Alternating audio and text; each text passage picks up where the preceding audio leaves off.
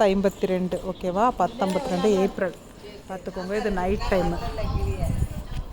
C எங்கள் அம்மா, C எங்கள் அப்பா, சி என்னோட தம்பி, சி சுரேதா, ரேவதி.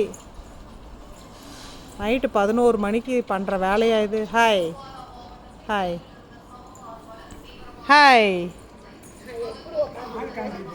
ஹாய் கிரண், ஆச்சு,